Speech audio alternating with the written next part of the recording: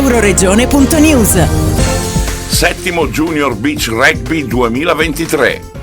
Nella Beach Arena di Lignano Sabbiadoro si sono incontrate le squadre con atleti da Under 7 a Under 17. La categoria maggiore è stata vinta dagli atleti di Rugby al Pago del dirigente Achille Fardì. Noi facciamo la squadra con il Belluno, quindi è un po' di anni che facciamo questa collaborazione e siamo venuti soprattutto qui a divertirci, a far divertire i ragazzi e passare un bel fine settimana, perché siamo qui da sabato con tutti i genitori in pieno spirito del rugby. Questa è la cosa più bella e ringraziamo tutti, il Lignano, gli organizzatori e tutte le società che sono venute qui a divertirci con noi.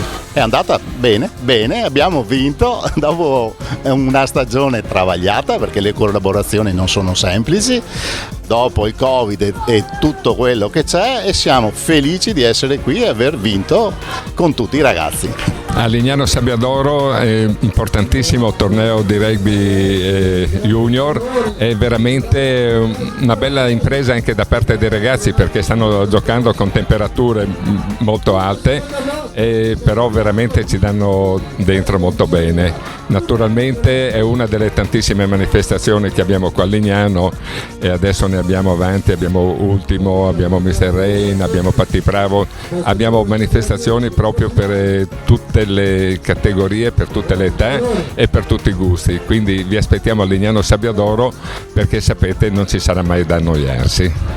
La stagione è iniziata bene, il tempo qua ci ha salvato rispetto alle altre località, ma comunque noi siamo anche vicini ai nostri partner dell'Emilia Romagna, perché siamo convinti che solo l'unione faccia la forza, e naturalmente cerchiamo di aiutare per quanto c'è possibile anche quelle località.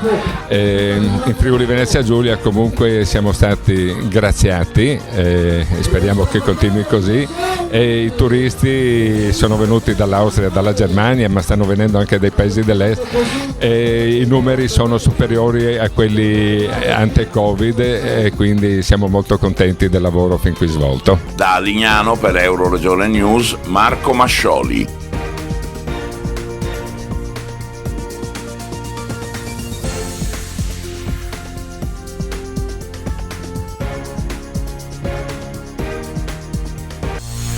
Euroregione.news.